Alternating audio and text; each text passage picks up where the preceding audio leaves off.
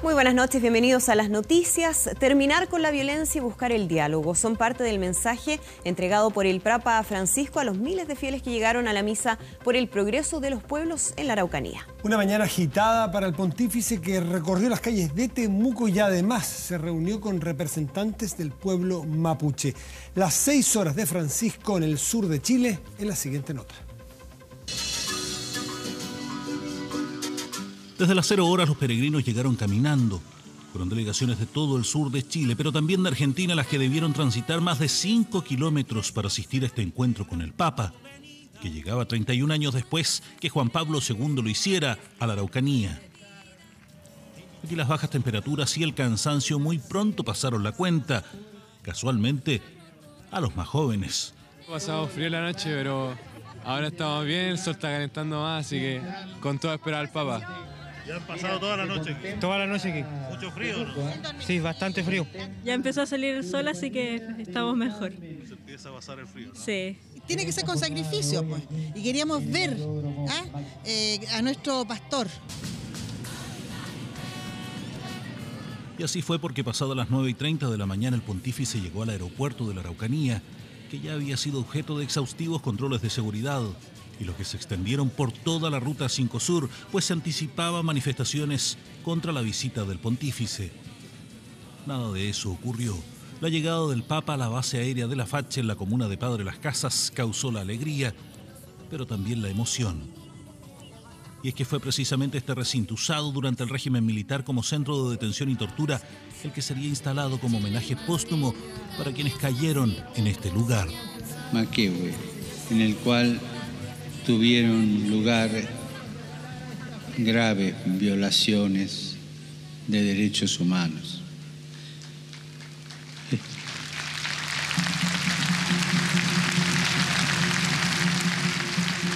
Esta celebración la ofrecemos por todos los que sufrieron y murieron.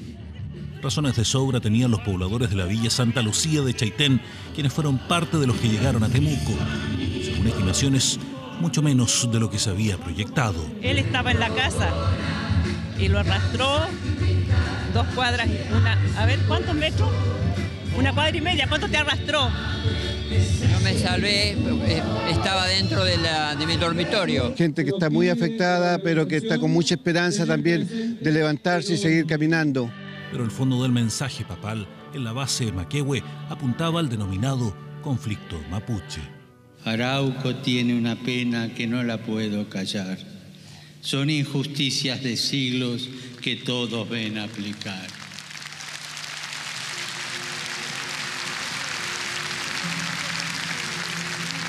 Cuestionó a quienes buscaban la paz afirmados en acuerdos sin sustento, de aquellos que se borran con el codo, dijo, y que vulneran la confianza de los pueblos originarios. En primer lugar, debemos estar atentos a la elaboración de bellos acuerdos que nunca llegan a concretarse. Bonitas palabras, planes acabados, sí, y necesarios, pero que al no volverse concretos, terminan borrando con el codo lo escrito con la mano. Esto también es violencia. ¿Y por qué? Porque frustra la esperanza. Pero también acusó el uso de la violencia como método de presión. El Papa Francisco dijo que el reconocimiento de las deudas y derechos puede desvirtuarse cuando se actúa en contra de la vida de quienes piensan distinto. No se puede pedir reconocimiento aniquilando al otro, porque esto lo único que despierta es mayor violencia y división. Aumenta la fractura y separación. La violencia termina volviendo mentirosa la causa más justa. Por eso decimos no a la violencia que destruye en ninguna de sus dos formas. Tras el mensaje, las reacciones no se hicieron esperar. Sí, muy importante para nosotros que se escuche al pueblo mapuche. Sobre todo que podamos, que nos pueda considerar que somos acá, nos sentimos nosotros acá como acogidos con el Papa. Creemos que era lo que esperaban un poco las víctimas, que también existiera un reconocimiento de que con violencia no se pueden exigir derechos. El pontífice viajó tras ello por toda la avenida Caupolicán de Temuco para llegar a la casa de ejercicios de las Hermanas de la Santa Cruz, en el acceso norte a la capital de la Araucanía. Aquí, tras sostener un almuerzo privado y retornar en el Papa Móvil al aeropuerto, puso término a la jornada, que al final lamentó la muerte de una peregrina identificada como Paula Aranguis Guzmán, de 47 años, quien falleció de un infarto justo cuando salía de la misa que presidió el Papa Francisco en la capital de la región de la Araucanía.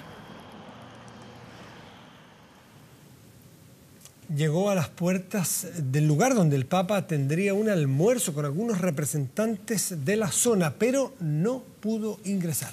La Machi Francisca Linconao debió retirarse sin poder entregarle una carta dirigida al pontífice donde le solicita intervenir por su inocencia en el caso Luxinger-Macay.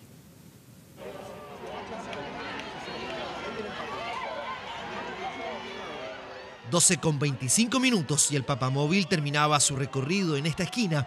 Francisco I levantaba su mano y miraba hacia su derecha. No vio lo que ocurría en el lado izquierdo. La Machi Francisca Linconao buscaba su mirada.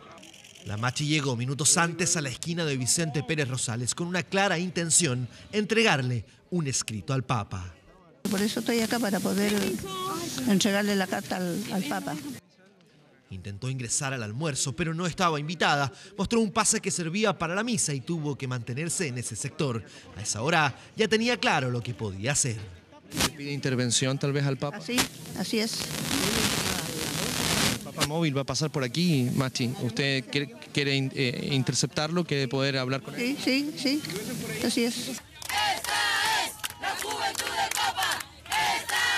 La imputada por el crimen del matrimonio Luxinger-Macay, quien se encuentra con arresto domiciliario nocturno y a días de vivir un nuevo juicio, no logró comunicarse con el Papa, pero planteó por qué quería reunirse con él.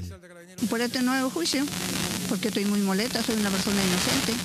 Parece el juguete chiquillo, nosotros fue firmado los jueces los 3 ánimes que salimos absueltos de todo. Personal de inteligencia informó y Carabineros estaba alrededor de ella, pero en ningún caso fue un problema para el desplazamiento de su santidad. La carta pedía la intervención del Papa Francisco en el proceso judicial que vive.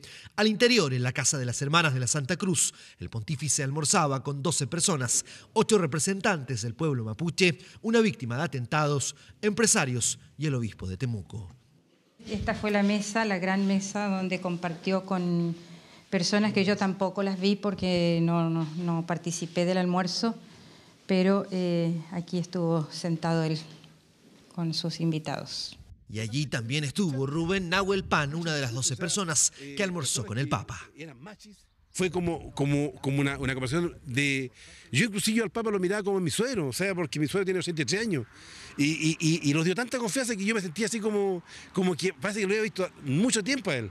Entonces, él lo dice así. Quiero preguntarle a ustedes, ¿cómo ven ustedes los conflictos? El conflicto mapuche, todo esto que está pasando. Que ustedes me den su opinión, para yo llevarme algo de ustedes, que ustedes me cuenten. Y lo que le contaron, Rubén prefirió mantenerlo en reserva. La Machi Francisca, por su parte, no esperó su salida, prefirió dejar la esquina en la que esperaba interceptar al jefe de Estado del Vaticano. Bueno, y antes de esto había preocupación porque fue violenta la víspera de la llegada de Francisco al sur del país. En 3 regiones se registraron atentados incendiarios que destruyeron capillas, en 3 lugares de la región más bien, escuelas, helicópteros forestales. Fue la violenta madrugada horas antes de que el Papa Francisco visitara y paradójicamente llevara una invitación de paz al sur del país. Bueno, aquí nos están atacando en base a la Colcha. Luego de que los guardias escucharan diversos disparos, el fuego hizo su trabajo en 2 aeronaves. Una tercera quedó con serios daños en su cabina. Carabineros llegó al lugar en minutos y encontraron panfletos de la coordinadora Arauco Mayeco. Fue en Curanilahue, sector La Colcha, de la empresa Bosques Arauco, donde precisamente los helicópteros eran utilizados para combatir incendios forestales. Alrededor de las 2:30 de la mañana, sujetos desconocidos ingresaron por la parte posterior de este predio y procedieron a quemar los 3 helicópteros. una pérdida que no es fácil de reemplazar tan rápido.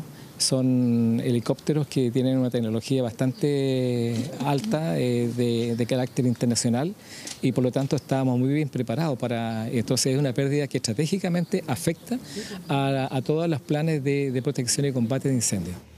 A la misma hora, pero en la Araucanía, específicamente en el sector San Andrés, comuna de Collipulli, desconocidos al parecer con acelerantes quemaron esta capilla católica. Las llamas dañaron parte del gimnasio de la escuela que afortunadamente, gracias a bomberos, no fue consumida por el fuego. Impotencia, más que de rabia. Es crueldad porque no piensan en ello, ¿no? Entonces me da rabia, ¿no? Evidentemente se trataría de momento de un incendio intencional, toda vez que hay un letrero o panfleto con una reivindicación por la libertad de los presos políticos mapuches. Claro, cuando ya llegamos al sector diferenciamos al tiro que era la parroquia del sector aquí. Todo alusivo por la causa mapuche y el tema del Papa. Pero la región de Los Ríos no se salvó de los hechos de violencia, porque esta capilla ubicada entre Licanray y la comuna de Panguipulli también sufrió un ataque intencional. Hechos que se suman a una emboscada que sufrió un grupo de carabineros con un uniformado herido, quien se recupera fuera de peligro en un centro asistencial de Temuco gracias a su chaleco antibala. Obviamente que el gobierno siempre va a estar disponible para usar todos los instrumentos legales que estén a su alcance.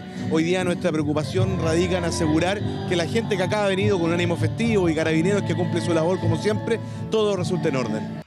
Para los afectados, impotencia, ya que los casi 4.000 efectivos policiales encargados de la seguridad del Papa en su visita a la región no fueron capaces de prever este tipo de imágenes en plena zona roja de conflicto mapuche. Está quedando registrado todo, cómo están procediendo a apagar los helicópteros.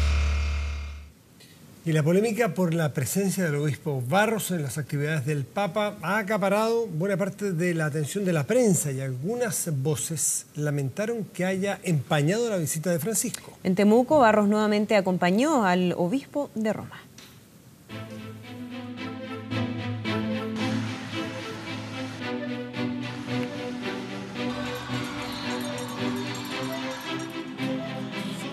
Años esperó Chile para ver a la máxima autoridad del Vaticano. 4 días en el que nuestro país giraría en torno a su mensaje, uno de reconciliación, de paz y justicia.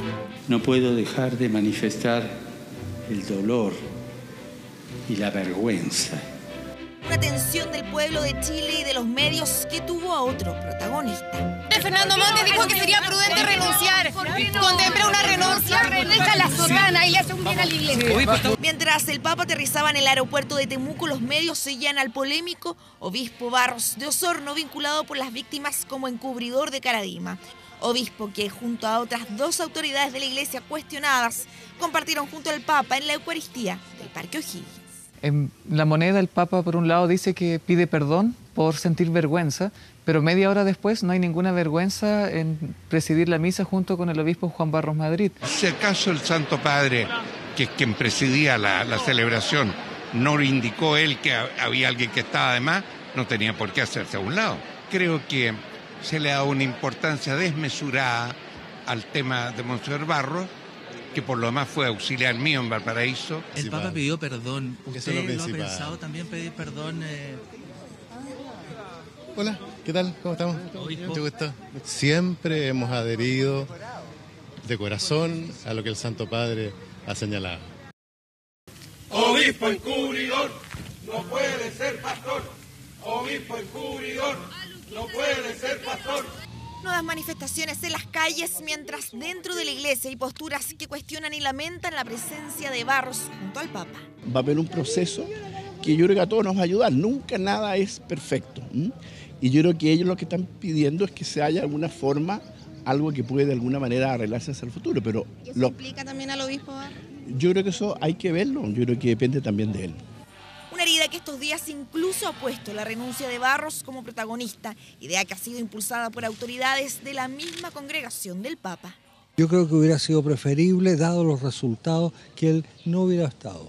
Porque tengo la impresión que el mismo Papa, que hoy día nos dijo una cosa espléndida, yo lamenté que después, por los asuntos de Barros, algunas personas hayan dicho era pura palabra y no es coherente. El Papa ni sabía que Barros iba a estar ahí.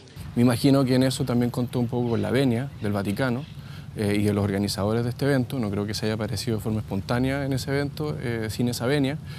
Por lo tanto, yo creo que eso es bastante lamentable. Barros no fue el único que generó molestias en los actos públicos de Francisco. Gerardo Joanón, castigado por la Iglesia, pero exonerado por la justicia y la prescripción, también estuvo junto al obispo de Roma. ¿No ha pensado pedir perdón también en este contexto? Todo lo que sea necesario, por supuesto. ¿Sí? Gracias. Perdón que se ha tomado la agenda del Papa con un mensaje que aún resuena en las paredes de la Iglesia chilena. Una herida que con la presencia de autoridades cuestionadas en actividades oficiales están lejos de sanar. Una visita que la historia juzgará si fue opacada por un obispo que hasta ahora ha estado en los titulares de la prensa. En la reunión privada realizada en la Nunciatura, el Papa pidió perdón, lloró y rezó con un grupo de víctimas de abusos sexuales. Y mientras la identidad de los asistentes se mantiene bajo estricta reserva, otros denunciantes exigen que las palabras del pontífice vengan acompañadas de gestos concretos de prevención y reparación. Palacio de la Moneda. En su primera declaración pública, el Papa Francisco dijo sentir dolor y vergüenza por los casos de abusos sexuales cometidos por parte de ministros de la Iglesia Católica. La vergüenza que siento ante el daño irreparable causado a niños por parte de ministros de la Iglesia. Me quiero unir a mis hermanos en el episcopado, ya que es justo pedir perdón y apoyar con todas las fuerzas a las víctimas. De regreso en la Nunciatura Apostólica, el pontífice tuvo otro gesto. En privado y durante media hora se reunió con un grupo de víctimas. Fue un perdón a los ojos y fueron lágrimas compartidas y según hemos sabido reiteradas, porque los relatos, quienes hemos tenido la posibilidad de escuchar a un sobreviviente de abuso, el relato es una cuestión insufrible. Por determinación de la Iglesia Católica, la identidad de quienes estuvieron con el Papa será mantenida bajo reserva. Aunque lo habían solicitado formal y públicamente, las víctimas de Fernando Karadima no fueron invitadas. El Papa se ha reunido con algunas víctimas, lo que me parece muy valioso, porque ellos representan el dolor de miles de niños y niñas a lo largo del mundo, quizás cientos de miles de niños y niñas a lo largo del mundo que han sido víctimas de abuso sexual, pero esos actos, esas palabras deben venir aparejadas de acciones de justicia, de intervención y de prevención. Si no está eso, va a ser imposible volver a reconstruir la confianza en organizaciones tan importantes como la Iglesia Católica. Jaime Concha denunció abusos sexuales cometidos en su contra en el Instituto Alonso de Ercilla de la Congregación Marista y tampoco estuvo entre los convocados a la reunión con el Papa. Chequeamos que ninguno de los que nos conocemos, los que hemos estado exponiéndonos en los medios de comunicación, haciendo las denuncias públicas, habíamos participado en la reunión. Y entonces surgen las inquietudes. Al doctor Concha le preocupa que la Iglesia Católica le transfiera a las víctimas la opción de hacer público tanto la identidad de los asistentes como el contenido de la reunión. En medio del abuso está presente el silencio y el secreto, y entonces esta reunión se transforma, ¿cierto?, en algo que no hay que contar y en algo que hay que guardar secreto. Y entonces las personas que asistieron se vuelven a revictimizar. La conferencia episcopal había sugerido un encuentro entre el Papa y víctimas de abusos. Jaime Coiro explica que los organizadores están obligados, bajo secreto pontificio, a mantener la reserva. Se reconoce a personas que no solo se representan a sí mismas, sino que representan la historia de muchos niños, niñas, jóvenes y también de adultos vulnerables que han sido abusados por sacerdotes durante el ejercicio de su ministerio. Un encuentro similar se realizó a fines del año 2015 en Punta de Tralca. Los obispos de la conferencia episcopal recibieron a un grupo de víctimas y la identidad también se mantiene bajo reserva. El encuentro con los jóvenes fue el más distendido que ha tenido hasta ahora el Papa en su visita a Chile. Habló con ellos por más de media hora utilizando palabras coloquiales y les pidió que interpelen a la Iglesia. No tuvo la masividad de las misas, pero sí la alegría y entusiasmo de más de 40.000 jóvenes que esperaron pacientemente su reunión con Francisco. Si en el Parque O'Higgins hubo que sortear la noche para verlo, en Maipú hubo que aguantar hasta 30 grados de calor. Queremos llamar a los de la Cruz Roja que puedan venir lo más rápido posible, que tenemos a un joven acá, para que lo vengan a atender, por favor, rápido. Más que nada estábamos haciendo historia para la gente. Hace 30 años no ven un papa y ser voluntaria papal, en muchos años más nos vamos a acordar y no va a importar el calor. Una ovación cerrada recibió al Papa en la explanada del Templo Votivo de Maipú. 2 vueltas alcanzó a dar antes de avanzar con su paso cansino hasta el altar. Recepción cariñosa y entusiasta que incluso dio pie a la primera selfie de la visita oficial. La verdad que es un hombre bastante humilde, sencillo, cercano, y bueno, y por eso también se dio la instancia de preguntarle y quiso hacer la fotografía, así que yo bien respetuosa le pregunté y me hizo ningún problema. Más allá de esa anécdota y como no era una misa, hubo espacio para el diálogo más extenso del Papa en tierra chilena. En más de 30 minutos y en clave joven, el pontífice los llamó a ser protagonistas de su tiempo. Y eso es lo que nosotros, la Santa Madre Iglesia, hoy necesita de ustedes, que nos interpelen. Después prepárense para la respuesta, pero necesitamos que nos interpelen. Sus palabras estuvieron repletas de alusiones a Internet, a la necesidad de conectarse, y para eso volvió a utilizar las palabras de San Alberto Hurtado.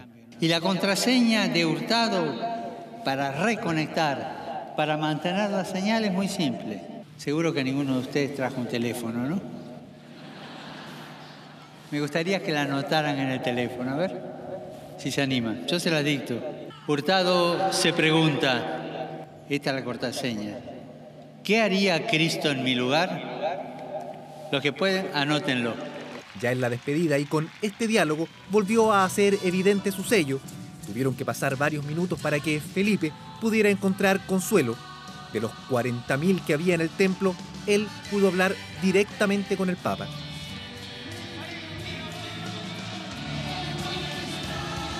Le agarré el codo y lo acerqué a mí.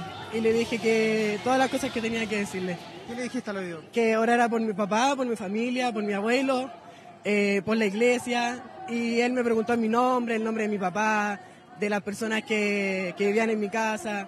Fue un encuentro que me marcó mucho. Fue la actividad más distendida de la visita pastoral, la posibilidad de encontrarse con un Papa todavía más cercano, directo y, por cierto, coloquial. Y antes de irme, ¿cómo era la contraseña? Chao, gracias.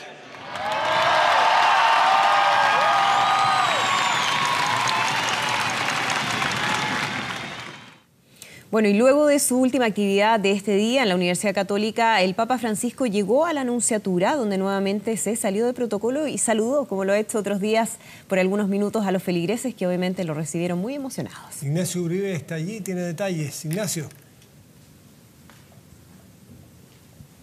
Sí, Matías, Andrea, ¿cómo están? Muy buenas noches.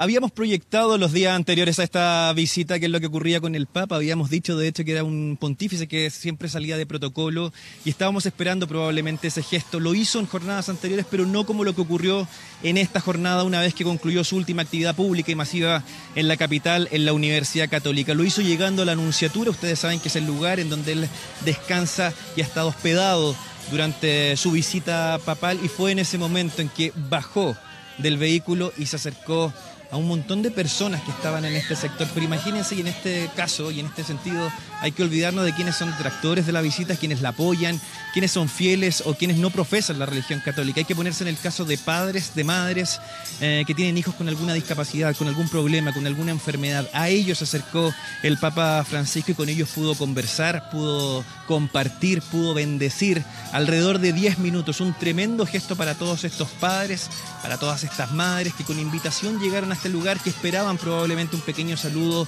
o alguna pequeña bendición, pero el Papa Francisco se dio el tiempo para poder estar con ellos. Les comentaba, alrededor de 10 minutos, provocando por supuesto el caos total de las personas que están acá, también de los medios de prensa, pero la tranquilidad esta fuerza que les entregó. Son personas que por años han luchado para que sus hijos puedan estar bien. Algunos que estuvieron desahuciados, otros con proyección de vida muy mínima.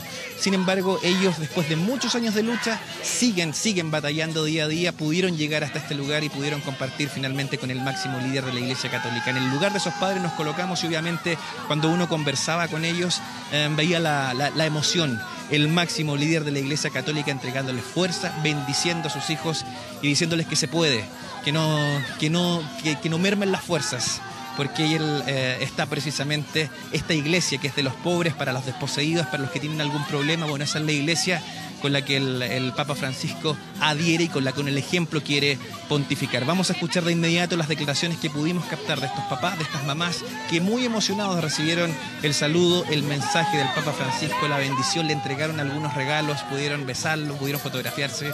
En fin, un tremendo momento, una salida de protocolo probablemente de las más emotivas que hemos tenido del Papa Francisco en su visita a nuestro país. Los invito a escuchar de inmediato las declaraciones que pudimos captar hace pocos minutos aquí afuera, en las afueras de la casona de Monseñor Sotero Sanz. Maite es la bebé que nació en el abdomen, es el único caso en Chile. Muy especial, por eso tuvimos las entradas y nunca imaginamos que íbamos a estar en primera fila. Emocionante, o sea, ella es un milagro, y ya que una persona como el Papa, tan importante, nos haya dado la bendición, no tengo nada más que pedir. No pensé que iba a estar tan cerca el Papa nunca. Aparte es increíble, ahora, ¿ya cuándo viene otro Papa? Es el minuto donde te toca la mano. Le toco la mano, sí. Sí, valió la pena. Acá estamos representando a Deportista por un Sueño, una fundación por niños discapacitados, y estamos acá felices. Valió la pena el estado. La verdad hay que estar ahí para poder explicarlo. No sé, no se puede explicar con palabras, es más que vivirlo. No, muy contento, feliz, representando a todos mis hermanos casimoístas de Mayoco. Cumplí mi deseo. Bueno, veíamos la emoción de estas familias, de estos padres, de estas madres que tienen algún hijo con una discapacidad distinta. Lo decíamos, es el momento más emotivo que se produjo en esta jornada, el más espontáneo también, y ocurre una vez que concluyó la actividad, la última actividad del Papa Francisco en la capital, al menos la última actividad pública y también masiva. Ocurrió en la Casa Central de la Universidad Católica. Allí, tal cual ocurrió hace 31 años con Juan Pablo II, bueno, en esta segunda visita papal, el Papa Francisco volvió a llegar a ese lugar para encontrarse y entregar su mensaje al mundo de la cultura y también de las artes. Presentes el presidente electo de la República, Sebastián Piñera, y también el exmandatario Ricardo Lagos Escobar. La presidenta de la República, Michelle Bachelet, fue invitada, pero en su representación fue el ministro del Interior, Mariano Fernández. Todos ellos escucharon este mensaje del Papa Francisco. También estuvo marcado por algunas palabras hacia los pueblos originarios. No son de Medio Oriente, dijo, son de acá, llamando y apelando también a la integración. Luego vino la nunciatura y pudimos ver precisamente lo que comentábamos al principio de este despacho. En este momento en la casona de Monseñor Sotero Sanz, absoluta calma. Mañana a las 8:05 entonces el Papa parte rumbo al norte del país, alrededor de las 7:30. La comitiva papal parte de este lugar al aeropuerto de Santiago para ya comenzar la última jornada del Papa Francisco en suelo nacional. Exactamente, Ignacio Uribe. Muchísimas gracias por la información. Buenas noches. Y nosotros viajamos ahora al norte, a Iquique, porque ahí está Claudio Fariña con el ambiente previo a la llegada del Papa mañana. Claudio. ¿Qué tal, Matías? Claro que sí, quedan muy pocas horas para que el Papa Francisco aterrice en esta capital, y tú ves el fervor en las calles de Iquique. Esa Virgen de la Tirana que está allá ya viajó 50 kilómetros, pero todavía le quedan 20 para llegar al altar donde el Papa hablará de la inmigración y se reunirá con la comunidad iquiqueña. El ambiente es bastante efervescente, podemos mostrar acá, mira, acá hay una de las más longevas bailarinas, expresión de la Tirana. Pero lamentablemente tuvo un accidente ella, pero de todas maneras en silla de ruedas igual va a llegar a ver al Papa, ¿no? Sí, con la ayuda de Dios y la Virgen, ahí llegaremos. Ahí llegaremos. Si nos podemos mostrar un poquito más las agrupaciones religiosas, porque lo que se va a vivir mañana acá, si podemos ir avanzando, Carlos del Canto, va a ser muy emotivo. El Papa también va a llegar a esta ciudad después de la misa allá en la Plaza de Lobito, y va a andar por varias arterias de Iquique para llegar hasta la gruta de la Virgen de Lourdes, ahí en Cabancha, donde se va a reunir con víctimas de las violaciones a los derechos humanos, un tema particularmente sensible para él, en un altar autosustentable que ha edificado un arquitecto que es como lo que quiere el Papa, donde todo ha sido fruto de donaciones. El altar que se ha levantado con funcionarios de la Catedral de Iquique, con miembros del Arzobispado, donde todo ha sido donado. Eso nos pedían expresamente acá que recalcáramos. El ambiente es de mucha efervescencia. Ustedes saben que esta fiesta de la Tirana mueve, según la iglesia, más de 200.000 personas, 200.000 fieles cada año. Y se espera que gran parte de estos números artísticos, musicales, religiosos, estén presentes en el paso del Papa Francisco por Iquique, el último en tierra chilena antes de abandonar nuestro país y antes, por cierto, de llegar también al Perú. Pero hemos estado recorriendo ya el ambiente previo, ha estado Felipe Vicencio con Esteban Sánchez reporteando la previa, esta vigilia tremendamente emotiva que se vive en Iquique a la espera del Papa Francisco. Veamos el informe que ellos han preparado esta tarde. ¡Esa es la juventud del Papa! ¡Esa es la juventud del Papa! Bolivianos, peruanos, argentinos, chilenos, todos ellos jóvenes que han llegado a Iquique para ver al Papa este jueves 18. La ciudad ya está en ambiente festivo. Sentir al Señor Jesús de veras es grande y creo que todos sentimos eso, esa motivación, por eso estamos alegres cantando diciendo que somos la juventud del Papa. ¿Argentino? Argentino, de Jujuy, la provincia de Jujuy de Argentina. ¿Y que el Papa haya venido primero a Chile que a Argentina? No importa, pero el Papa es de todos. Nosotros somos de la ciudad de Tacna y obviamente Tacna nos resulta muchísimo más cerca a Iquique que ir en este caso a la ciudad de Lima. Y obviamente igual somos países hermanos. Vienen como voluntarios y ellos son parte de las cerca de 400.000 personas que llegarían a Iquique para ver al Papa. 400.000 fieles para una ciudad que no supera los 200.000 habitantes, solo para que se haga una idea. Y este comerciante argentino de la Sofri se preparó con todo. Tenemos este paraguas de cabeza, ¿sí? Como no se puede ingresar al lugar donde va a estar el Papa Francisco, no se puede ingresar con nada en la mano, tengo entendido, se mandó a hacer para poder aplacar un poco el sol, un paraguas de cabeza. Sombrillas, rosarios, recuerdos, todo mandado a hacer a China en junio del año pasado. También tenemos para cuando vaya con el Papa móvil, para los que lo quieran ir a saludar en la avenida. Estos son chayas, adentro tiene colores, pero se mandó a hacer con los colores del Vaticano para que puedan recibirlo. Aquí pueden ver ustedes cómo se afinan los últimos detalles del Campus Lobito. Aquí será el lugar, el último lugar donde el Papa Francisco realizará una misa masiva en nuestro país antes de partir a Perú. Son 20 hectáreas, capacidad para 400.000 personas. Aquí la recomendación es venir hidratado porque no hay sombra y el sol pega fuerte. Más de un centenar de trabajadores ajustando detalles, muchos de ellos migrantes como José, que viene de Venezuela. Una realidad presente en el norte del país y se espera que el Papa aborde justamente este tema en la misa del jueves. ¿Te parece que el Papa hable justamente? No, está bien porque hay muchas personas que estamos en situación ahorita muy difícil en nuestro país y hemos tenido la necesidad de emigrar. Entonces es importante, por lo menos Chile que nos ha recibido y eso, pues, ese por lo menos sentirse que lo estén recibiendo a uno es bien. Inicialmente se necesitaba entrada para acceder al evento, pero la organización decidió liberar el acceso. Todos podrán llegar sin un ticket. Buenas noticias sobre todo para los que veranean en carpa todos los años en la playa Lobito, quienes estarán a solo pasos de la misa. Una divina coincidencia, dicen ellos. Igual tenemos asegurar la estadía, se podría decir, por el Papa. Igual allá en el Vaticano es imposible llegar para nosotros, pero ahora tenerlo aquí en nuestro territorio, igual a mí me alegra demasiado. ¿Son evangélicos? Somos cristianos, sí, pero queremos también experimentar otra cosa, estar cerca del Papa, verlo, tener la posibilidad. Será un evento histórico no solo por el Papa, sino también por ella. La imagen de la Virgen de la Tirana saldrá de su pueblo. Este miércoles llegó a Iquique y en las próximas horas tomará rumbo a Lobito para verse cara a cara con Francisco. Un encuentro que promete atraer a miles de personas del Norte Grande. Desde 1999 que la Virgen de la Tirana no salía de su pueblo. Pero bueno, mañana, jueves 18 de enero, estará presente en el Campus Lobito para ser coronada por el Papa Francisco. Desde Iquique ha sido el trabajo de Esteban Sánchez y Felipe Vicencio para 24 horas.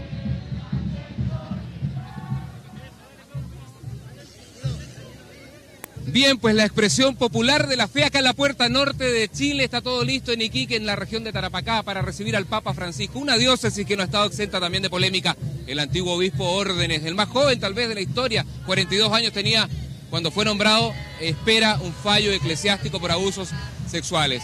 Monseñor Barros Madrid, que también fue obispo de Iquique, el que está hoy día en Osorno, va a estar presente mañana en la misa de despedida del Papa Francisco. Se esperan 400.000 fieles allá en la playa de Lobito, la última escala del Papa Francisco en Chile. Con este fervor nos estamos despidiendo y con esa imagen hermosa de la Virgen de la Tirana, que ya está acá y que le restan 20 kilómetros para llegar al altar del Papa Francisco, dejamos el despacho en esta vigilia hermosa de fe, de música, de tradición, de diablada, acá en Iquique. Adelante ustedes, muchachos, allá en Santiago. Buenas noches, gracias Claudio Fariña, hasta mañana. Mañana vamos a estar, por supuesto, con todos los detalles de esa última jornada de actividades del Papa Francisco en nuestro país, pero vamos a avanzar ahora en otros temas porque fue día de novedades en el caso del fraude en Carabineros. Se aumentó el plazo para investigar en 6 meses y hay fecha para los primeros juicios abreviados y el monto malversado subió a 26.700 millones de pesos. Además, el capitán por el cual comenzó todo este caso habló públicamente por primera vez.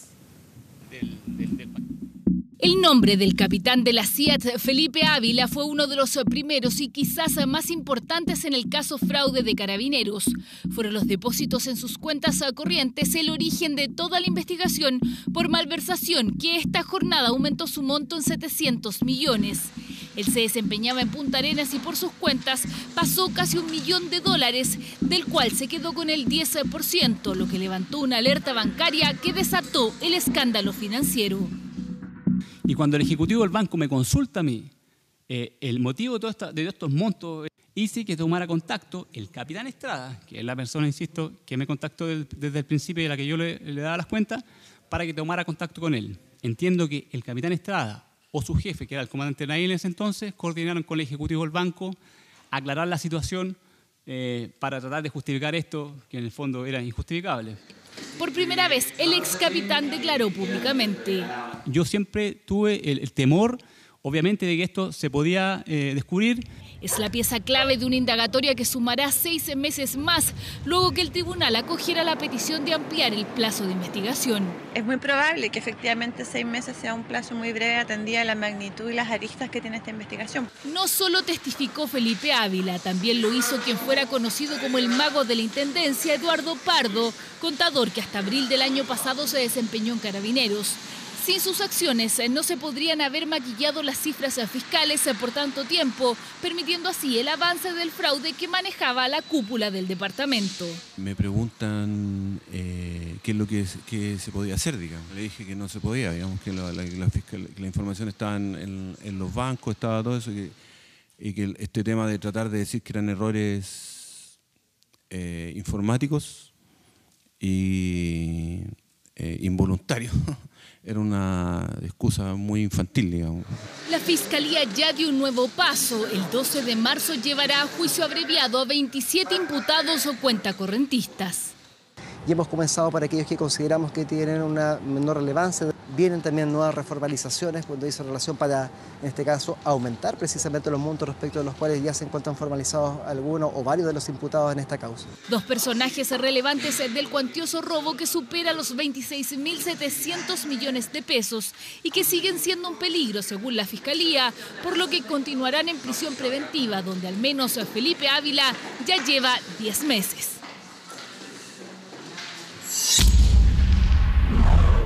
Ni licencias de conducir ni permisos de circulación. Esos son parte de los documentos a los que no podrán acceder aquellos evasores del Transantiago que tras ser multados reinciden en la infracción. Pero ojo, que la nueva norma también incluye medidas para los menores de edad. Ponga atención. Es la primera ni la última vez que usted ve gente que pasa y pasa en el Transantiago sin pagar su pasaje. Si bien la evasión disminuyó de un 34,6% en 2016 a 26% este último trimestre, nada ha logrado terminar definitivamente con ello, razón por la que tras 2 años en el Congreso se aprobaron nuevas medidas de castigo, entre ellas un registro de evasores reincidentes. Usted debe estar pensando que si yo no pago con mi tarjeta VIP, el registro de deudores o evasores va a funcionar así. Pero no va a ser de esa manera.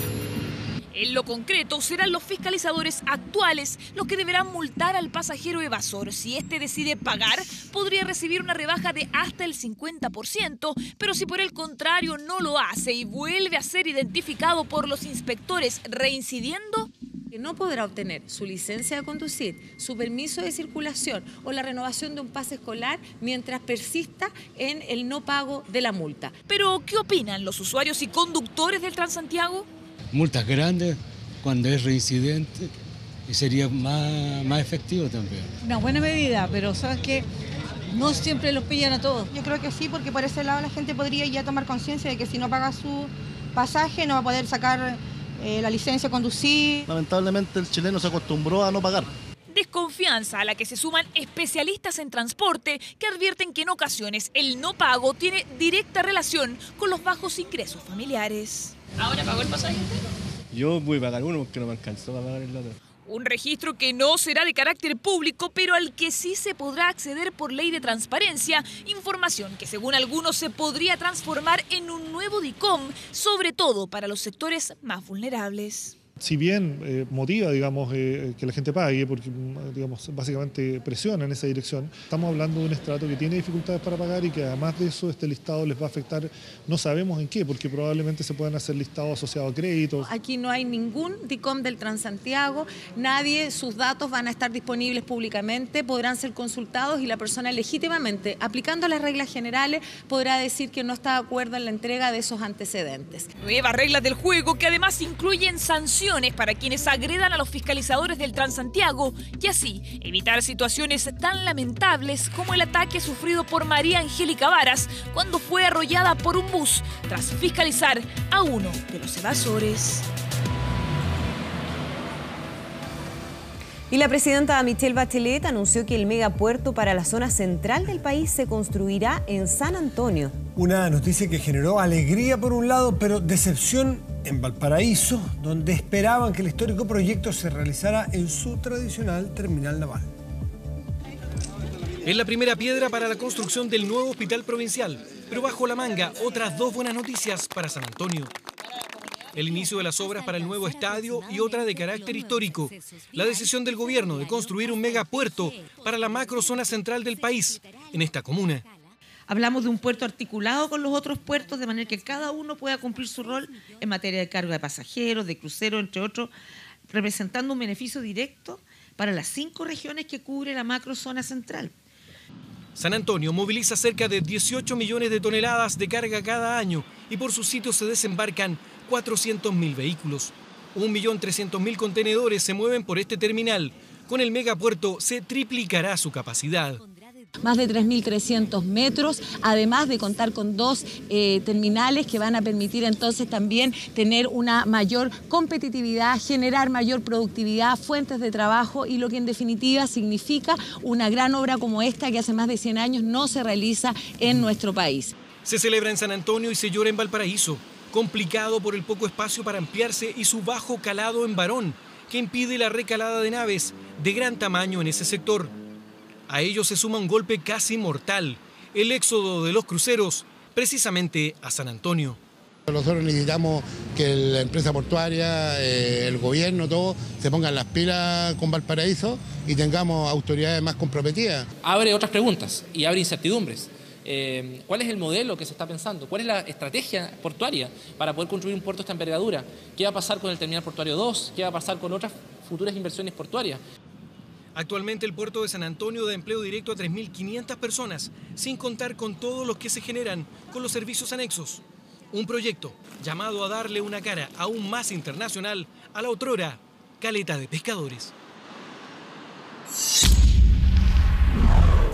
¿Qué pensaría si le digo que usted y yo tenemos algo en común con estos animales? No es broma.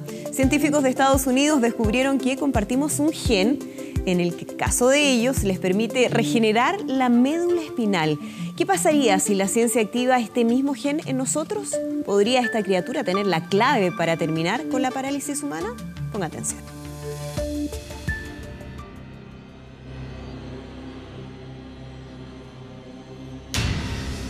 Son silenciosos y peligrosos. Cuando encuentran su presa, atacan todos juntos. Su boca es como una ventosa con colmillos. Le dicen el vampiro del mar, una criatura de las profundidades que mantuvo un secreto guardado por millones de años en su ADN.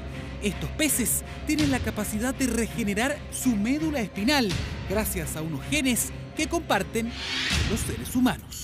En nuestro caso, estos genes están apagados. Entonces la pregunta es, si nosotros somos capaces de prender estos genes, tal vez podrían llevar a regeneración de la médula. Es decir, la ingeniería genética podría revertir el daño medular e incluso terminar con la parálisis. Eso en el futuro. Por ahora, la ciencia está ayudando a regenerar los tejidos del cuerpo, por ejemplo en el caso de un hueso roto.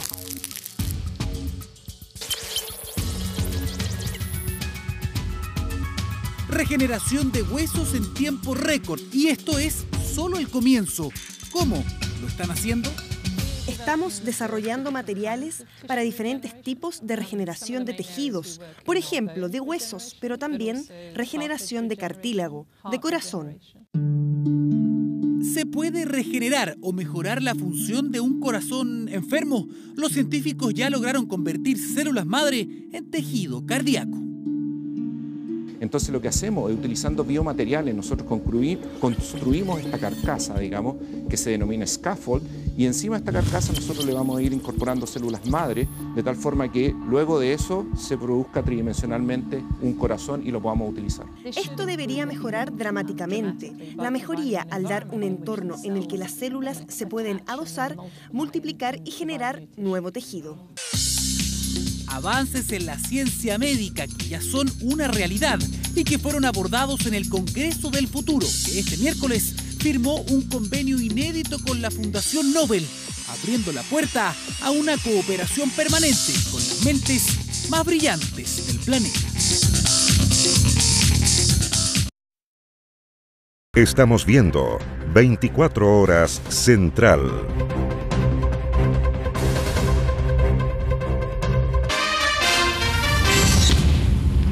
El exdirector del Instituto de Derechos Humanos atribuyó su repentina destitución al informe que preparaba sobre la vulneración que sufren los niños en los centros del Sename. Branislav Marilic acusó presiones y falta de colaboración al tiempo que la nueva dirección adujo una mala evaluación de su gestión. La evaluación no era buena respecto de cómo se había gestionado el fortalecimiento de la institución. Si uno habla de mala gestión, me gustaría saber precisamente qué hecho, por qué circunstancias y cuáles son las pruebas de esa mala gestión. Debate instalado sobre una sorpresiva destitución que golpea por estos días al Instituto Nacional de Derechos Humanos. La polémica salida del director Branislav Marilic por amplia mayoría del Consejo, justo antes de la entrega del informe que elaboró el organismo sobre las irregularidades en el Sename, el mismo que mencionaría vulneraciones a los derechos humanos de los niños. Que el instituto decididamente haya entrado bajo mi dirección al Sename produjo bastante roce, produjo bastante desencuentros que yo creo que crearon un clima para que se diera la situación. Cuando yo me he referido a presiones, me he referido también a falta de colaboración en materia de la investigación del Sename. La verdad es que jamás ningún miembro del Consejo presionó al director por este informe. Nunca.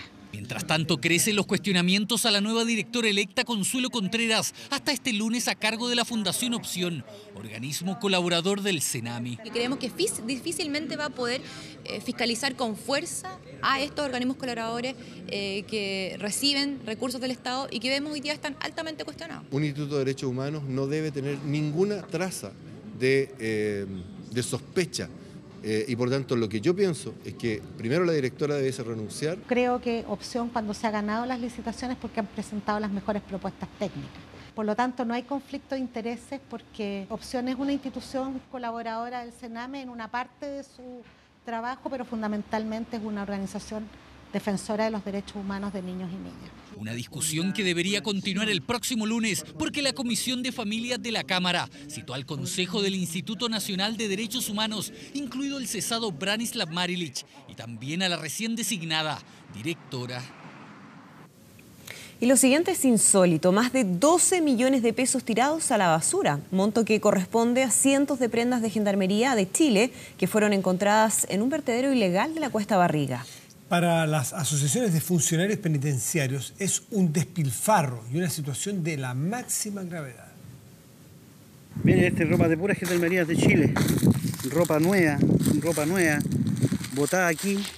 Así nomás, camisas, pantalones, casacas, gorros, todo perteneciente a la indumentaria de Gendarmería de Chile y que este trabajador encontró en el kilómetro 20 de la Cuesta Barriga. Chaquetas nuevas, sin uso, Gendarmerías de Chile. Ahí está. Aquí se vulneran varios principios. Uno, el tema del buen uso que tiene que darle el funcionario público a los recursos estatales. Y claramente que hay un despilfarro de ropa botada y de plata botada de todos los contribuyentes de nuestro país. Grave denuncia. ¿Cómo llegaron ahí? ¿Quién las fue a tirar? ¿Y por qué razón no se usaron? El tema de seguridad dice relación con que permanentemente los internos tratan de tener ropa que es parecida a la de los funcionarios de Gendarmería para intentar evadirse de las cárceles. Y aquí evidentemente hay ropa que es completa, hay uniformes que pueden ser mal utilizados por las personas que están privadas de libertad. Fuimos donde el fabricante para saber si fueron ellos quienes habían quedado con stock y posteriormente se deshicieron de ella. La respuesta: pero bajo ningún punto de vista no pertenecen a nosotros ya. Esas prendas se entregaron en su totalidad, me imagino yo, en el momento que se requirieron y eso, o sea, no hay stock para poder guardar ni botar. De hecho, la fecha de fabricación detallada en las prendas corresponden al año 2004, pero aparentemente, según este relato, muchas de ellas no se usaron. Camisas nuevas, miren, camisas nuevas, todo nuevo, todo botado. De hecho, yo estoy eligiendo unos pocos pantalones para usarlos para trabajar. Poleras, pantalones, miren, Gendarmerías de Chile. Deben haber, ¿cuánto? Harán unos 500 pares de pantalones, harán. ¿Para qué lo voy a hallar los todos? ¿Qué voy a hacer con tantos pantalones? Mira, si lo llevamos al día de hoy pueden ser unos 10, 12 millones de pesos. No creo que sea más. Te insisto, desgraciadamente no son prendas nuevas. No han salido de la empresa acá, por lo menos. Nosotros llevamos muy auditada esa parte. Pérdida millonaria que para la Asociación de Oficiales de Gendarmería no se entiende, sabiendo, dicen, que hay funcionarios que no tienen la indumentaria necesaria. Un despilfarro de plata, aquí hay una cuestión de sentido común. En las unidades penales, a nivel nacional, falta uniforme y en el verano le llega ropa de invierno y en el invierno le llega ropa de verano. Por lo tanto, hay una descoordinación total del Departamento de Logística de Gendarmería y claramente hay que buscar los responsables del hecho tan grave, digamos. Fuimos al lugar. Efectivamente, la ropa aún estaba. Pero además descubrimos en la basura facturas, documentos y planillas de la Mutualidad de Gendarmería. Poco antes que nosotros llegaron funcionarios penitenciarios a retirar del vertedero ilegal y por orden del subdirector de Administración y Finanzas toda la evidencia. Es un recinto privado, pero como ya quedó botado, que no lo ve nadie, entonces pasa lo que pasa nomás. Pero sí es que pasa la puerta abierta, estando la puerta abierta entra cualquiera. Ustedes mismos podían haber entrado nomás, ni un problema. Pedimos las explicaciones a Gendarmería y al Ministerio de Justicia, pero ambos declinaron referirse por ahora a este insólito y preocupante hallazgo de ropa institucional. Nuevo, con etiqueta y todo.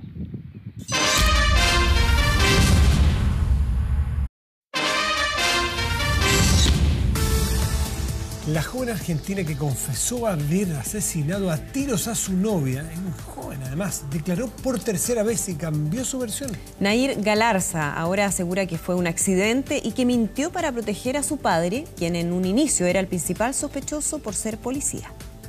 ¿Te arrepentiste de haber matado a Fernando? Cualquier cosa. Nair, ¿te arrepentiste de haber matado a Fernando? Desde hace casi un mes, todo lo que haga o diga esta joven es noticia en Argentina. Pese a que desde un principio admitió que la madrugada del 29 de diciembre mató a tiros a su novio luego de una discusión, tras 18 días en prisión preventiva decidió cambiar su declaración porque en realidad, dice ella, todo fue un accidente. La anterior declaración en la que dije que lo hice fue porque no quería que culpen a mi papá, porque era su arma y no quería que tenga problemas. Nair Galarza dijo que la noche del 28 de diciembre fue a la casa de Fernando Pastorizo y que discutieron porque ella no le contestaba el celular. Luego lo vio más calmado y aceptó que la llevara de vuelta a su casa. Cuando llegaron, pasaron por la cocina y Fernando, según la joven, tomó el arma que estaba sobre el refrigerador. Y ahí empezó a joder, a mover la pistola por todos lados. Me enojé y empecé a decirle pelotudo. Y como él se reía, me enojé. Le dije que era un enfermo y me fui a mi habitación. Detalló además que Fernando estaba muy enojado, que aunque en un momento se disculpó con ella, luego volvieron a discutir porque Nair le echó en cara que salía con otro chico que sí la respetaba. Se enojó del todo, me tiró del pelo, me sacó de la habitación. Y cuando pasamos por la cocina, él agarró el arma de nuevo y me apuntó en la panza. Que yo me iba a ir con él porque yo era de él. Según Nair, lo peor de la pelea comenzó justo en ese momento, cuando Fernando la empujó por la escalera para luego obligarla a salir con él en su motocicleta. Ella dice que intentó saltar de la moto y quitarle el arma, pero que él aceleró a fondo para evitarlo. Iba gritando que era una zorra. Me decía, sos un asco de persona. Y después fue todo el camino insultándome.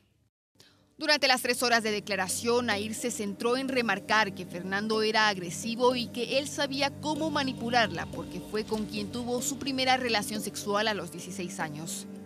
Le saqué la pistola, ni siquiera miré cómo la agarré y frenó de golpe. Yo sentí la primera explosión y ahí nos caímos los dos de costado. Me paré y como no entendía nada empecé a temblar. Quedé como sorda. Me agaché para mirarlo y ahí es donde salió la segunda explosión. Me quedé de nuevo sorda y ahí reaccioné y tiré el arma al piso. Nerviosa y sin saber si lo había matado, aseguró Nair, se fue a su casa, durmió y en la mañana la madre de la víctima la llamó para contarle que Fernando estaba muerto.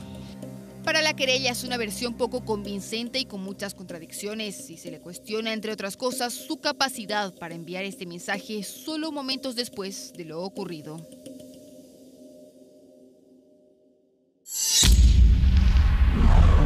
Y surgen nuevos detalles de lo que los medios estadounidenses llaman la casa del horror, y con bastante razón.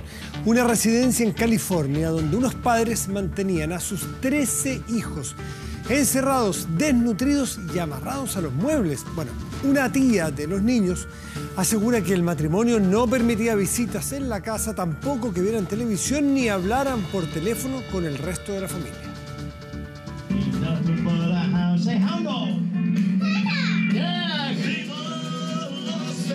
Lucían como una familia excéntrica pero feliz, y así registraron las 3 veces en que renovaron sus votos de matrimonio en la capilla de Elvis en Las Vegas. Por eso todos los que alguna vez tuvieron contacto con los Turpin no logran salir del impacto de verlos en las noticias. El domingo 14 de enero de 2018, justo antes de las 6 de la mañana, una niña de 17 años llamó al 911 desde un teléfono celular e informó que sus hermanos estaban retenidos en contra de su voluntad y que algunos estaban encadenados. Los policías se encontraron con ella y explicó que se había escapado por una ventana. Gracias a esa alerta, la policía pudo rescatar a los hijos de esta familia. En total, 13 hermanos que estaban tan desnutridos y demacrados que había adultos que parecían adolescentes. Varios estaban encadenados a los muebles de una habitación pestilente. Los padres fueron detenidos y están acusados de tortura. Ni los vecinos ni el propio imitador de Elvis, que ofició ceremonias para ellos en 2011, 2013 y 2015, logran creer en el estado en que David y Luis mantenían a sus hijos.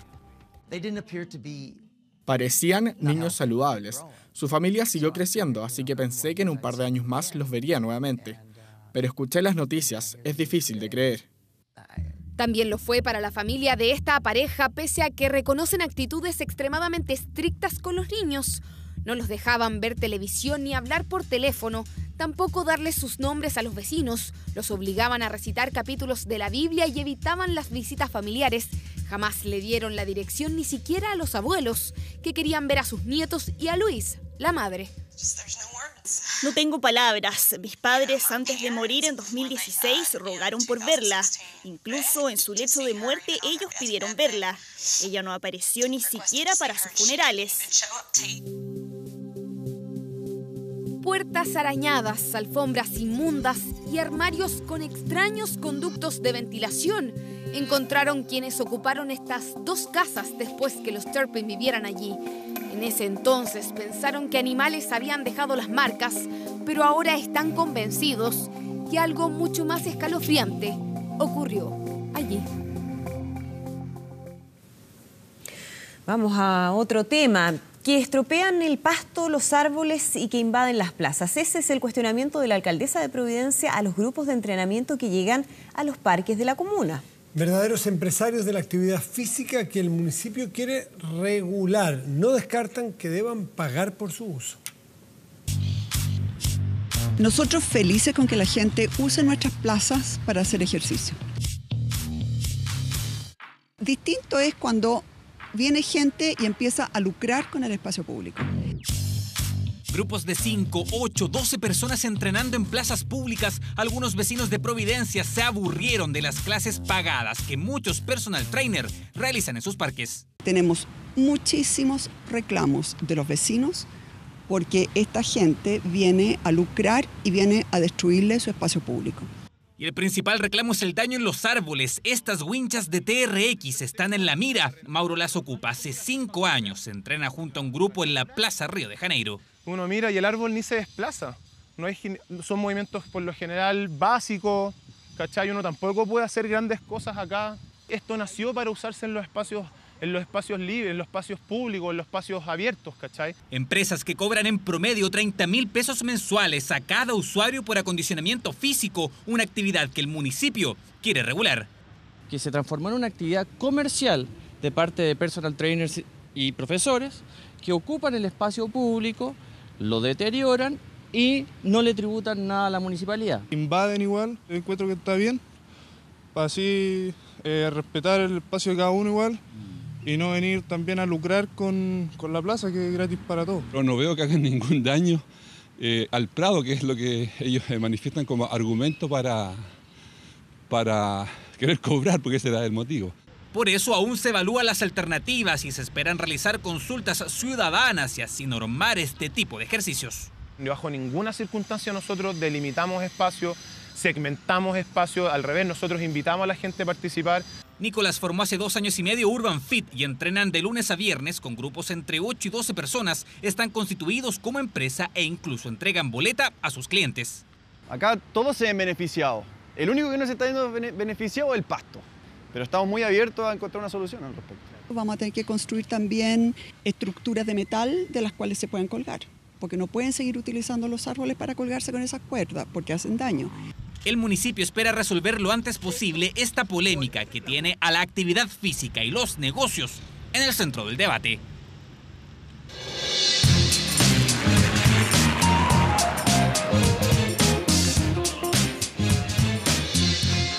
Y nos vamos nuevamente de viaje al Parque Nacional Canaima, que se extiende por 30.000 kilómetros cuadrados y se ubica en el estado Bolívar, en Venezuela. Por su dimensión es considerado el 6º parque natural más grande del mundo. Un lugar lleno de enigmas, historias y paisajes únicos que fuimos a conocer. Hoy viajamos hasta la bella Gran Sabana en Venezuela, una tierra escondida en la frontera de Guyana y Brasil. Son 30.000 kilómetros cuadrados de imponentes cataratas, tepuyes y etnias indígenas que sobreviven en la soledad del Parque Nacional Canaima, declarado Patrimonio de la Humanidad por la UNESCO en 1994.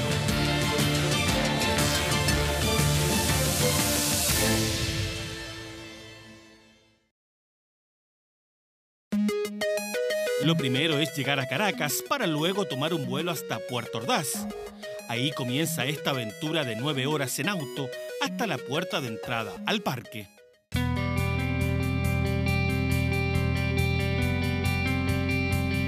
Esta es la parte norte de la Gran Sabana. Estamos a una altura de 1.400 metros sobre el nivel del mar. ¿Y cómo es la ruta para allá? ¿Con qué nos vamos a ir encontrando? Bueno, sabana más que todo. Sabana y bosques de galería que hay en todo el sector. Amanecimos en la soledad del campamento Chivatón, ubicado a 4 horas de Santa Elena de Guairén, la ciudad más cercana.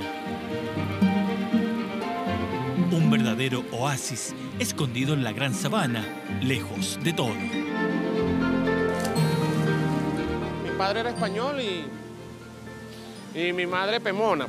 Y ese fue el sitio asignado por los pemones para que viviera mi padre.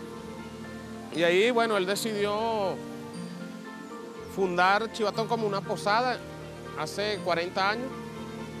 Y ya, bueno, es un negocio familiar, pues continuamos nosotros, los hijos. Junto a guías locales, nos embarcamos en una curiara para irnos en busca del Salto a Ponguao, un circuito de turismo impulsado hace varios años por los lugareños, quienes encontraron en el turismo una verdadera oportunidad de trabajo. Bueno, navegamos cerca de 20 minutos por el río Ponguao y ahora estamos en tierra firme para caminar unos 20 minutos más y llegar hasta el Salto Chinac Merú, uno de los símbolos naturales más bellos del Parque Nacional Canaima aquí en Venezuela. Contemplamos la hermosa caída del Salto Chinac Merú, llamado así por los indígenas pemones, que nace en la Sierra de Lema y vierte sus aguas al río Caroní, en plena región de la Gran Sabana, en el estado Bolívar.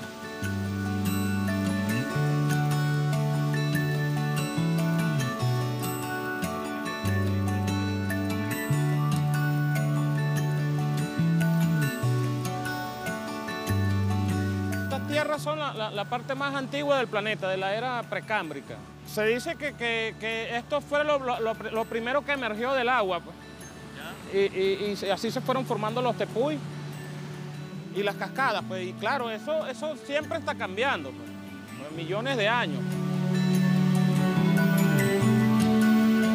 Son 108 metros de caída libre que golpean con fuerza y que nos dejan totalmente intimidados.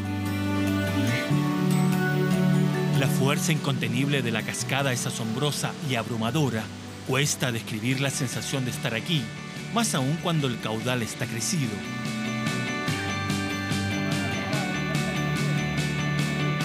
Todos estos ríos nacen aquí en la Gran Sabana. Esta es la parte alta, pues, del estado Bolívar. Este es el macizo guayanés. ¿Ya? Y como te habrás fijado en algunas partes, hay muchos pequeños riachuelos que se van uniendo y formando el Aponguao, pues. Son varios ríos que se unen para formar el Aponguao, en la parte alta de la Gran Sabana, en pleno macizo guayanés.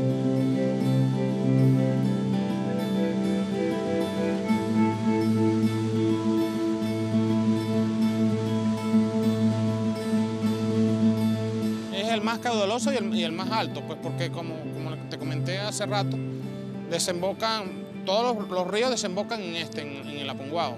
Y forman esta cascada que se llama Chinac Merú, que significa en pemón liana, pues, salto de la liana.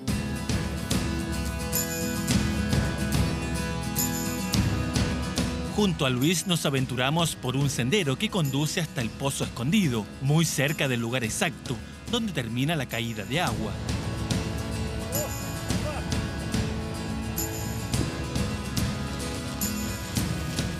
Estamos cruzando por la parte de abajo de lo que es el salto y el fuerte viento provoca esta llovizna que se va acrecentando, pero es parte de la aventura aquí en el Parque Nacional Canaima, en Venezuela. Es una temeraria idea donde nos cuesta avanzar debido a la llovizna que se desprende del Salto a Ponguao.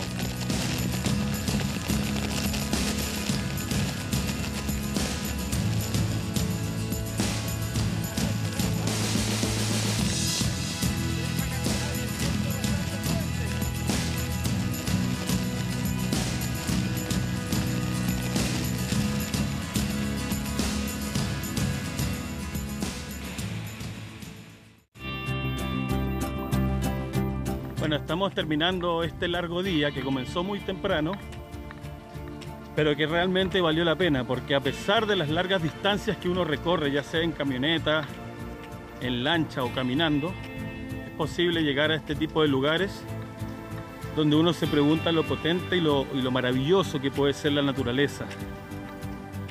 Así que nos vamos contentos y vamos a seguir recorriendo el Parque Nacional Canaima, aquí en Venezuela. Dejamos atrás la catarata de Chinac Merú para regresar hasta nuestro lugar de descanso. Nos encontramos pernoctando en el campamento Chivatón, proyecto impulsado por Leonardo Urriza y su familia. Ahora nos alejamos rumbo al poblado de Ihuarca, o Mono, como lo llamaron los indígenas Pemones. Es una tranquila localidad donde conviven algo más de 300 habitantes, gente humilde y de esfuerzo que intentan sobrevivir en esta tierra solitaria del Parque Nacional Canaima. Aquí, los niños asisten a diario a la escuela, pero termina la jornada y no tienen otra distracción que una cancha de fútbol. Son cerca de las 4 de la tarde y nos llama la atención que los niños se reúnen en la iglesia del pueblo.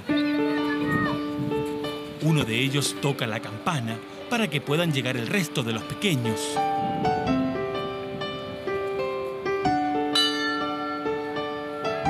Al entrar, nos sorprenden con un canto estremecedor.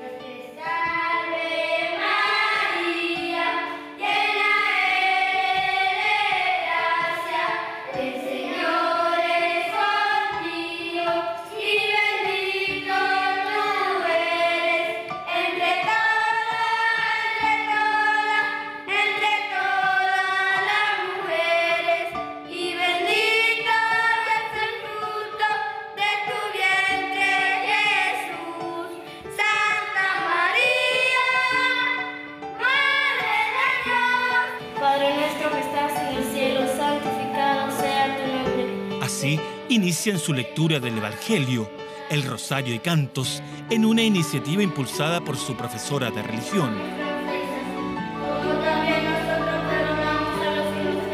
Dios te salve María, llena de gracia, el Señor es contigo. Bendita tú eres entre todas las mujeres y bendito es el fruto de tu vientre Jesús. El cura encargado del pueblo solo acude los fines de semana debido a lo lejano del lugar. Así que no hubo otra posibilidad de que ellos mismos se acercaran a la iglesia con este tipo de actividades ecuménicas.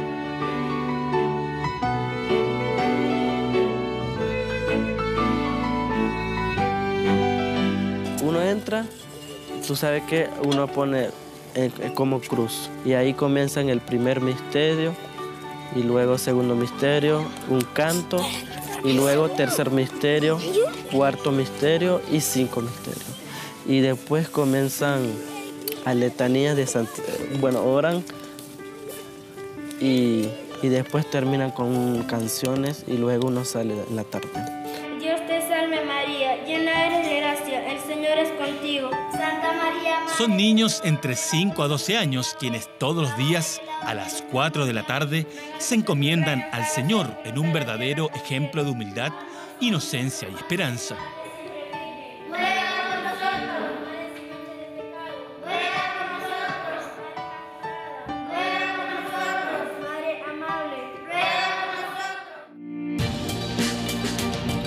Esto es el Parque Nacional Canaima, un verdadero tesoro que se esconde en la inmensidad de la Gran Sabana, un lugar solitario, lleno de enigmas, que hoy ofrece al viajero imponentes cataratas, gente maravillosa e historias de vida que solo se encuentran en este rincón de Venezuela.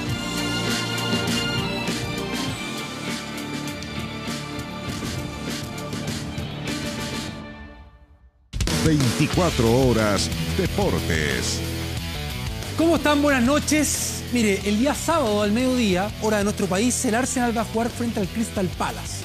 Nueva fecha de la Premier League. Mismo horario, mismo día para el Manchester United frente al Burnley. Y la pregunta es, ¿el sábado Alexis jugará al mediodía con la camiseta del Arsenal o con la del Manchester United? Las negociaciones entre los dos equipos, entre el United y Alexis, ya alcanzaron un acuerdo total, ¿sí? Según The Telegraph, Alexis habría aceptado firmar un contrato por 4 años y medio con el Manchester United, es decir, hasta junio del 2022. Solo resta que el armenio futbolista Enrique Mkhitaryan acepte salir desde el Manchester United como moneda de cambio y firme con el Arsenal. El delantero chileno, de acuerdo a esta publicación, ganará cerca de 16 millones de euros al año, se convertirá en el jugador mejor pagado de la Premier League y el monto global de la operación, incluidos los más de 11 millones de euros que le corresponden a su representante, a Felicevich, fue estimado por este diario inglés en más de 200 millones de euros. Y con respecto a las especulaciones que decían que Sánchez ya estaba en Manchester, mire estas fotografías. Esto fue en Londres, cuando iba saliendo de una peluquería o entrando, lo veíamos quizás preparándose para su presentación. Esto podría ser mañana. Ahí en Manchester, del Niño Maravilla, un futbolista formado en Cobreloa. En la misma institución estuvo en las divisiones menores Marcelo Allende. ¿Se acuerda de este futbolista? Bajito, 1,65 m de estatura, que era el capitán de la selección china sub-17 cuando se jugaba el Mundial acá en nuestro país, el Mundial de la categoría. Bueno, jugó en Deportes Santa Cruz en la segunda división, fue traspasado al Necaxa del fútbol mexicano.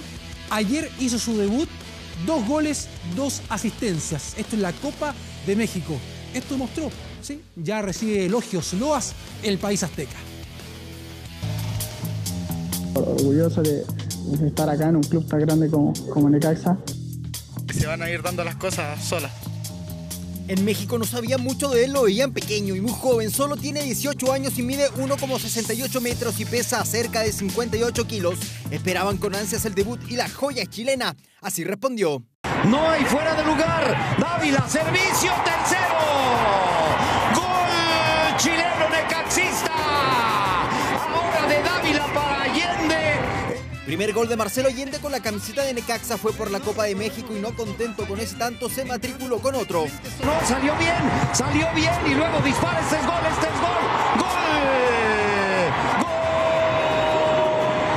¡Gol de Allende! El pequeño, oriundo de Pudahuel, celebraba su segundo gol, pero no solo eso, sino que además dio esta asistencia a otro chileno, Víctor Dávila. De Rayados, ¡esta es gol!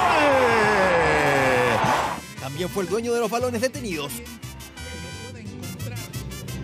Un debut soñado para este jugador que para muchos es el futuro del fútbol chileno y que en México ya comienza a dar que hablar.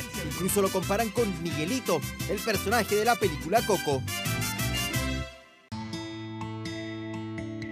Desde sus comienzos se caracterizó por ser extremadamente talentoso, humilde, un jugador con liderazgo, que jamás pasó inadvertido y además con las cosas claras.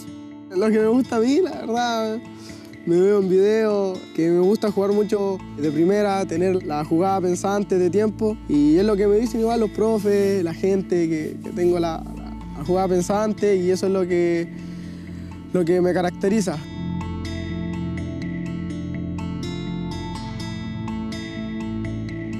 Allende salió de la cantera de Cobreloa como tantas otras estrellas de la Roja. Su familia siempre ha querido bajarle el perfil a la exposición de su hijo. Eso solo para no presionarlo más de la cuenta. En todo caso, a él no había que decirle las cosas, tenía claro para dónde iba. No tanto decirle porque él tiene bien claritas las cosas, como digo, para la edad que tiene. Solamente nosotros sabemos el esfuerzo, el sacrificio para lo que él llegó a lograr en tan poco tiempo.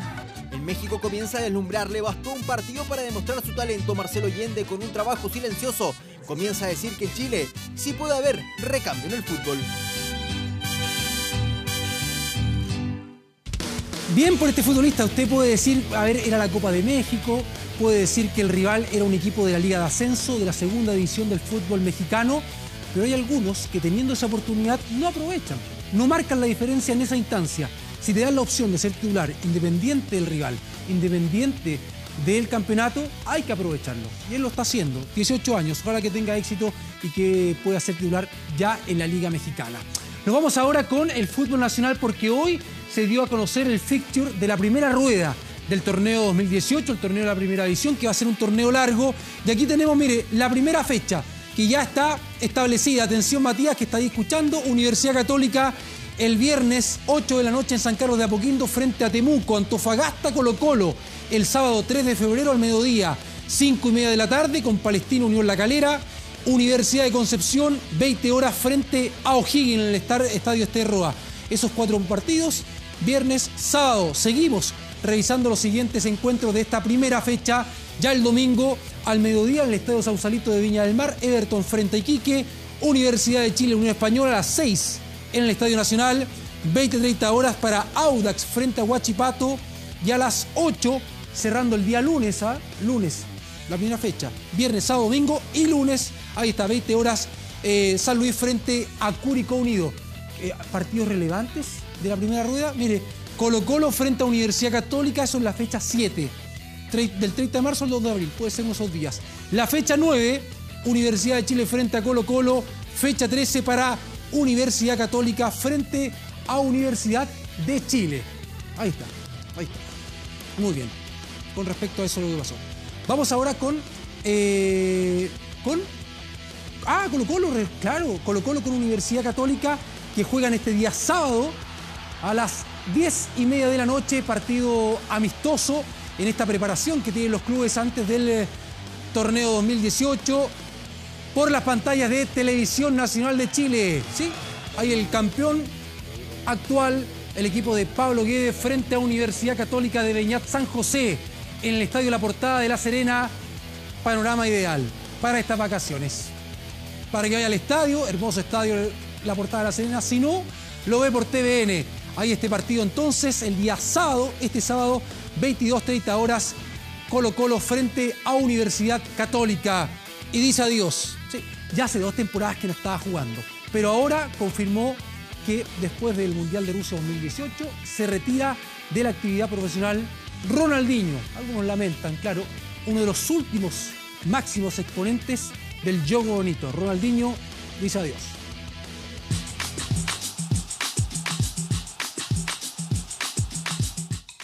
Un estilo que marcó un antes y un después en el fútbol, un sello inconfundible y un ritmo incomparable. Postales de una carrera mágica que ya tiene fecha de término. Se retira Ronaldinho, uno de los grandes futbolistas de todos los tiempos. Una noticia que se confirmó este martes en entrevista con O Globo. El hermano y representante de Ronaldinho, Roberto de Assis Moreira, confirmó que el volante no quiere jugar más profesionalmente y que con 37 años dejará la actividad después del Mundial de Rusia. Not surprisingly, brilliant. It is 8 and he's got his hat-trick. Esto es lo más lindo que hay. Que la gente se acuerde de mí con alegría. 8 clubes en 20 años de carrera, además de un destacado ciclo en la selección de Brasil. 19 títulos, entre ellos la Copa del Mundo, la Copa América, la Champions y la Libertadores. No, tener el placer de hacer todo esto. No, tengo que dar las gracias a Dios por me regalar todo esto. Campeón y figura en todos lados e ídolo de los distintos clubes en los que estuvo, en especial en el Barcelona, donde plantó los cimientos de la que sería la época más gloriosa de los blaugrana e incluso apadrinó a un joven Lionel Messi. Se sentaba a mi lado en el vestuario, entonces tuvimos la oportunidad de empezar una amistad muy verdadera, muy simple. Entonces, la verdad es un grande hombre. Un genio dentro y fuera de la cancha, también un referente que marcó las campañas publicitarias de la primera década del siglo.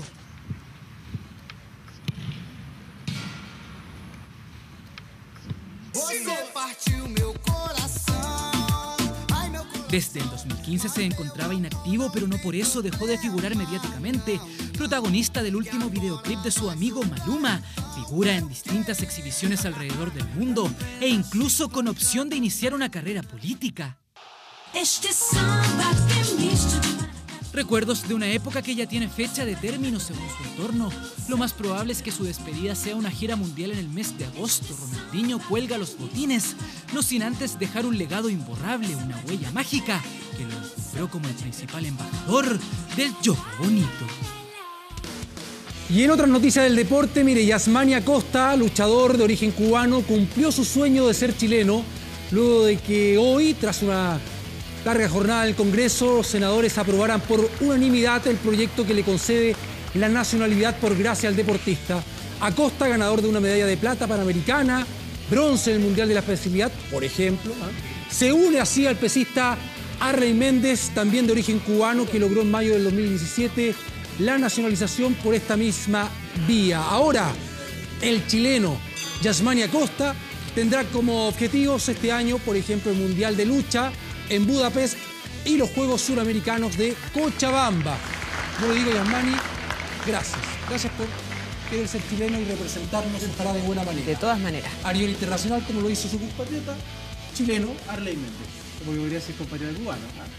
Oye, mañana llega Reinaldo Rueda. Llega al país Finalmente. y será presentado oficialmente el día viernes 2:15, 14-15 horas. Ahí la NFB, por si acaso. ¿Cómo será la administración, no? Ojalá que le vaya bien. Para que le vaya bien. Tiene material. Tiene un desafío importante. Y el sábado, mucho material. Los espero. Transmisión de TVN. Colo-Colo con Universidad. ¿Tú vas a La Serena a ver a Católica? Sí, nos vamos para allá. Si te hace falta comentarista. Ver a Católica. Avisa. ¿Con qué juega? Apostamos lo que quieran. ¿Con qué juega Católica? Lo que quieran. Buenas noches. Gracias, Da lo mismo el rival. Chao, que estén bien. Chao, Gustavo. Chao. Nosotros seguimos avanzando con otras informaciones. La Corte Internacional de Justicia de La Haya fijó la fecha para los alegatos orales por la demanda marítima presentada por Bolivia contra Chile. El canciller Heraldo Muñoz informó que los alegatos se realizarán entre el próximo 19 y 28 de marzo. Se adelanta respecto de las expectativas que había, fecha que ya fueron informadas tanto a la presidenta Bachelet como al presidente electo Sebastián Piñera. Va a ser presidente en ese momento, bajo cuyo mandato se desarrollará el proceso y se conocerá el fallo. Bolivia recurrió a la Corte Internacional de Justicia el 24 de abril de 2013 y busca obligar a Chile a negociar un acuerdo que le otorgue acceso soberano al mar. El canciller considera que el equipo de nuestro país se encuentra muy bien preparado para esa instancia. Revisamos sus declaraciones. Lo que podemos decir en representación de nuestro país es que estamos muy bien preparados. De hecho, presentamos la dúplica en septiembre. A partir de ese momento, los abogados bolivianos empezaron a analizar nuestra dúplica, en tanto nosotros empezamos a prepararnos para los alegatos orales.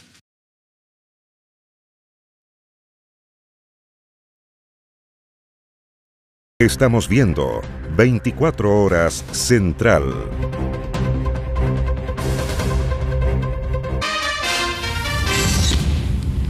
Tras una extensa disputa y litigios, Corfo y SQM finalmente firmaron el acuerdo de conciliación y cerraron la disputa por la extracción de litio en el Salar de Atacama.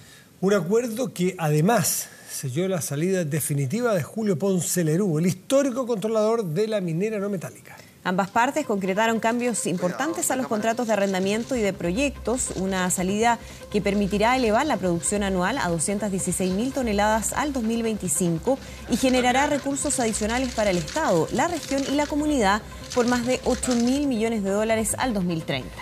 El acuerdo además contempla que SQM entregue a Corfo una parte del salar de Maricunga, por lo que además se abre la opción de que Codelco pueda consolidar la propiedad en ese lugar. Proceso final que también concluye con la histórica relación de Julio Ponce Lerú con la minera no metálica, ya que dentro de las condiciones para alcanzar el acuerdo, Corfo exigió la salida del ex yerno de Augusto Pinochet como controlador de la firma y también de su familia más cercana. Con esa información comenzamos ya a despedir esta edición de 24 Horas Central. Ya estaba mirando la programación que lo acompañará de aquí en adelante. Lo dejamos con el tiempo. Luego Dime quién fue y Josué y la Tierra Prometida. Nos reencontramos mañana. Que estén muy bien. Muy buenas noches. Gracias por venir. Buenas noches.